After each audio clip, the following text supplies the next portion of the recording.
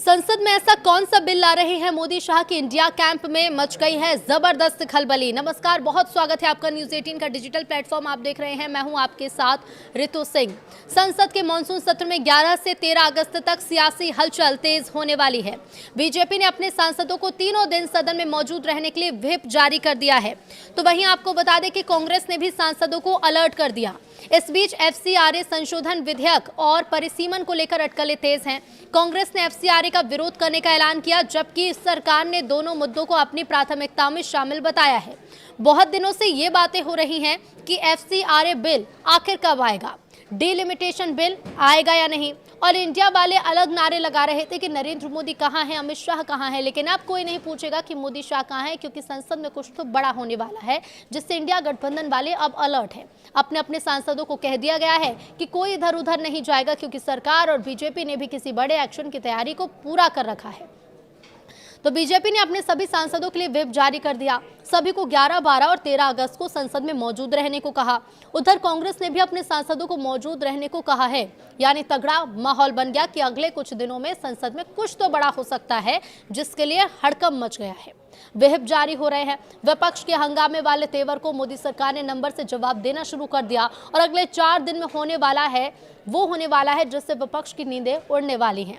Delimitation यानी कि परिसीमन और एफसीआरए यानी कि विदेशी चंदे वाले बिल पर सरकार ने कोई आधिकारिक घोषणा तो अभी नहीं की, लेकिन बीजेपी से लेकर कांग्रेस तक ने व्हिप जारी कर सभी सांसदों को संसद में मौजूद रहने के आदेश जरूर दे दिए। कांग्रेस ने तो साफ इनकार कर दिया कि वो किसी कीमत पर एफसीआरए बिल को पास नहीं होने देगी, और अगर इसे पास कराने की कोई भी गुंजाइश बनती भी है तो वो इंडिया गठबंधन वाले गुट से बात कर फैसला लेंगे। कांग्रेस के राष्ट्रीय अध्यक्ष मल्लिकार्जुन खड़गे ने यह कहा है कि एफसीआरए पर तो हम विरोध करने वाले हैं। दूसरी चीज, ऑल पार्टी मीटिंग बुलाकर, जो हमेशा फ्लोर लीडर की मीटिंग होती है, उसमें निर्णय लिया जाएगा। अब ऐसे में सभी दल के लोग जो निर्णय लेंगे उसी के तहत हम चलेंगे, ये कहना है मल्लिकार्जुन खड़गे का। हालांकि विपक्षी गुट के कुछ सांसदों ने मोदी सरकार के बिल पर ग्रीन सिग्नल देना भी शुरू कर दिया। एनसीपी शरद पवार गुट के 8 सांसद संसद में पीएम मोदी से मुलाकात करने वाले हैं। इसका मतलब क्या है? क्या मोदी सरकार ने बिल को पास कराने के लिए नंबर को साधना शुरू कर दिया? एनसीपी यानी कि शरद पवार की सांसद, इस गुट की सांसद सुप्रिया सुले ने कहा कि अगर बाहर बारिश आएगी तो आप छाता लेंगे या रेनकोट? देश के प्रधानमंत्री को मिलने जा रही हूं, मैं थोड़ी किंतु परंतु करूंगी। ऐसा नहीं होता, ये बहुत जिम्मेदारी का काम होता है। ये प्रधानमंत्री हैं, उनका हमें हमेशा आदर होना चाहिए। हम सांसद उनको मिलने जा रहे हैं, पॉलिसी के लिए जा रहे हैं ना। आजकल क्या हो गया है, ये कहना है सुप्रिया सुले का। उन्होंने कहा कि कोई किसी से मिलता है तो गॉसिप हो गई। दुर्भाग्य की बात, हमारी पॉलिसी मेकिंग को कई सीरियस नहीं ले रहा। बहुत दुर्भाग्य है कि कई सांसदों को बहुत दुख होता है। शरद पवार गुट के एनसीपी के सभी 8 लोकसभा सांसद 10 अगस्त को पार्लियामेंट में पीएम मोदी से मुलाकात उन्होंने की, और ये मुलाकात अलग अलग मुद्दों को लेकर हुई। अब इस मुलाकात की खबरों के बाद महाराष्ट्र की राजनीति में भी हलचल देखने को मिली, लेकिन सवाल ये उठा कि विपक्ष को एफसीआरए या परिसीमन बिल से आखिर इतनी दिक्कत क्यों है। बीजेपी सांसद मनोज तिवारी कहते हैं कि जब बिल आया तो उस समय दबाव में समर्थन दिया, सही था, लेकिन बिल लागू भी तो होना चाहिए। जब बिल लागू होगा तभी होगा जब परिसीमन होगा। लखनऊ की आबादी आज से 20 साल पहले कितनी थी और आज कितनी? तो संविधान तो ये कहता है कि ना हर लोकसभा में 12-15 लाख आबादी होनी चाहिए, या 40-40 लाख हो गए। अब उन्होंने कहा, मैं जहाँ का सांसद हुआ 26 लाख वोटर है, हम कैसे न्याय करेंगे? और समय के साथ सीट नहीं बढ़ेगी तो कैसे काम चलेगा, और परिसीमन नहीं होगा तो सीट कैसे बढ़ेगी? तो घुमा फिराकर महिलाओं का विरोध करना चाहते हैं, और लगता है कि देश के कई सांसद समझ गए हैं और महिला आरक्षण बिल पास होगा और राहुल गांधी देखते रहेंगे। अब विपक्षी खेमे में हड़कंप मचा है कि वो इधर उधर हंगामा करते रहे और आखिरी वक्त में मोदी सरकार कोई बड़ा विधेयक पास न करा दे। सरकार ने भले ही एफसीआरए, डिलिमिटेशन और महिला आरक्षण बिल पर कोई आधिकारिक घोषणा अभी तक नहीं की, लेकिन संसदीय कार्य मंत्री किरेन रिजिजू ने साफ कह दिया कि ये बिल सरकार की प्राथमिकता है। उन्होंने कहा कि दोनों विधेयक जरूर पेश होंगे, लेकिन कब पेश होंगे, कब पारित होंगे, इसकी जानकारी बाद में दी जाएगी। अब इसी बीच प्रधानमंत्री नरेंद्र मोदी की नए सांसदों के साथ बैठक और गृह मंत्री अमित शाह की अलग अलग दलों के सांसदों से मुलाकात ने सियासी हलचल को भी बढ़ा दिया, लेकिन संसद के गलियारों में सिर्फ एफसीआरए बिल की ही चर्चा नहीं है। एक और मुद्दा है जिसने दक्षिण से लेकर उत्तर भारत तक की राजनीति में हलचल पैदा कर दी, और वो है डिलिमिटेशन यानी कि परिसीमन। एफसीआरए पर लड़ाई विदेशी फंडिंग और राजनीतिक पारदर्शिता को लेकर है, लेकिन डिलिमिटेशन का सवाल सीधे सीधे सत्ता के गणित से जुड़ा हुआ है। यही वजह है कि विपक्ष के कई दल और नेताओं की नींद डिलिमिटेशन बिल के नाम से उड़ी हुई है। दक्षिण भारत के दलों को डर है कि जनसंख्या के आधार पर सीटों का नया बंटवारा हुआ तो उनकी राजनीतिक ताकत कम हो सकती है, जबकि उत्तर भारत के कई राज्यों को इससे फायदा मिलने की संभावना है। यानी यह सिर्फ सीटों की संख्या बढ़ाने या घटाने का मामला नहीं है, बल्कि आने वाले दशकों के लिए देश की राजनीतिक ताकत किसके हाथ में रहेगी, इसकी भी लड़ाई बनती जा रही है। और इसी वजह से संसद में एफसीआरए के साथ डिलिमिटेशन बिल को लेकर भी अटकलें तेज है। सवाल यह है कि आखिर डिलिमिटेशन है क्या, विपक्ष इसके नाम से इतना बेचैन क्यों है और मोदी सरकार इसे लेकर क्या तैयारी कर रही है। डिलिमिटेशन का मतलब है लोकसभा और विधानसभा क्षेत्र की सीमा और सीटों की संख्या का पुनर्निर्धारण। ये काम जनगणना के आंकड़ों के आधार पर किया जाता है ताकि बढ़ती या घटती आबादी के हिसाब से प्रतिनिधित्व संतुलित रहे। 1976 से लोकसभा सीटों के पुनर्वितरण पर रोक लगी है, जिसे बाद में 2001 और फिर 2026 तक बढ़ाया गया।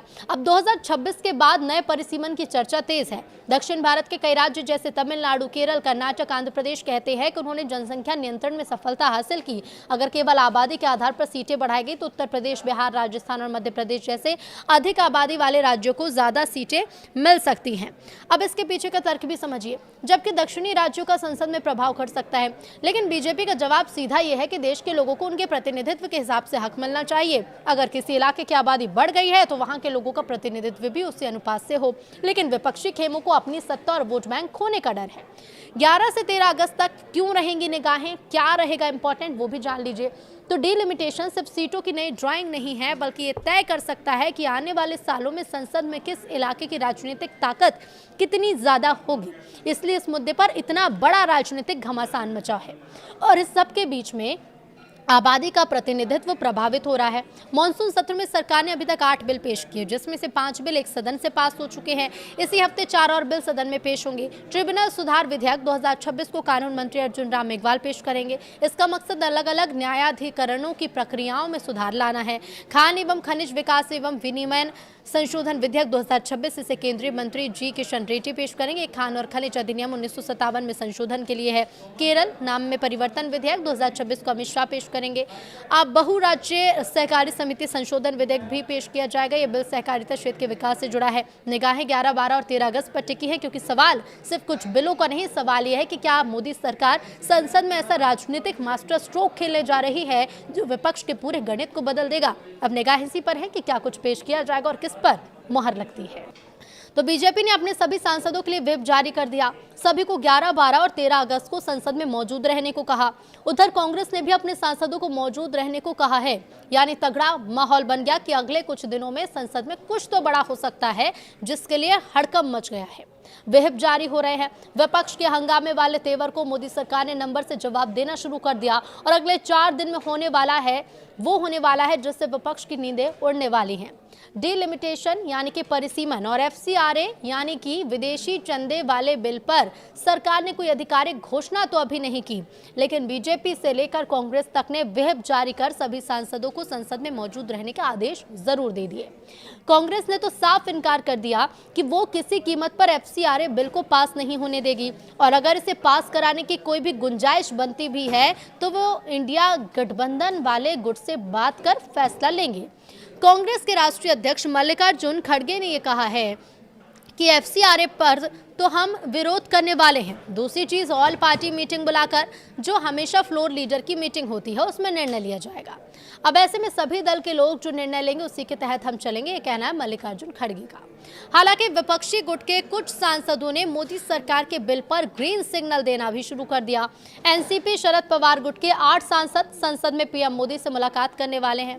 इसका मतलब क्या है? क्या मोदी सरकार ने बिल को पास कराने के लिए नंबर को साधना शुरू कर दिया? एनसीपी यानी कि शरद पवार की सांसद, इस गुट की सांसद सुप्रिया सुले ने कहा कि अगर बाहर बारिश आएगी तो आप छाता लेंगे या रेनकोट?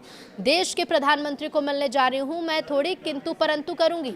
ऐसा नहीं होता, ये बहुत जिम्मेदारी का काम होता है। ये प्रधानमंत्री हैं, उनका हमें हमेशा आदर होना चाहिए। हम सांसद उनको मिलने जा रहे हैं, पॉलिसी के लिए जा रहे हैं ना। आजकल क्या हो गया है, ये कहना है सुप्रिया सुले का। उन्होंने कहा कि कोई किसी से मिलता है तो गॉसिप हो गई। दुर्भाग्य की बात, हमारी पॉलिसी मेकिंग को कई सीरियस नहीं ले रहा। बहुत दुर्भाग्य है कि कई सांसदों को बहुत दुख होता है।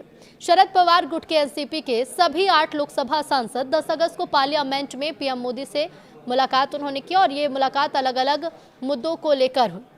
अब इस मुलाकात की खबरों के बाद महाराष्ट्र की राजनीति में भी हलचल देखने को मिली, लेकिन सवाल ये उठा कि विपक्ष को एफसीआरए या परिसीमन बिल से आखिर इतनी दिक्कत क्यों है।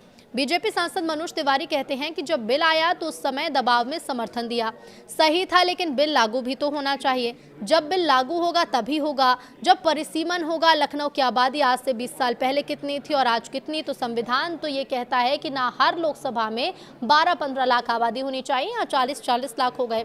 अब उन्होंने कहा, मैं जहाँ का सांसद हूँ वहाँ 26 लाख वोटर है, हम कैसे न्याय करेंगे, और समय के साथ सीट नहीं बढ़ेगी तो कैसे काम चलेगा, और परिसीमन नहीं होगा तो सीट कैसे बढ़ेगी। तो घुमा फिराकर महिलाओं का विरोध करना चाहते हैं और लगता है कि देश के कई सांसद समझ गए हैं और महिला आरक्षण बिल पास होगा और राहुल गांधी देखते रहेंगे।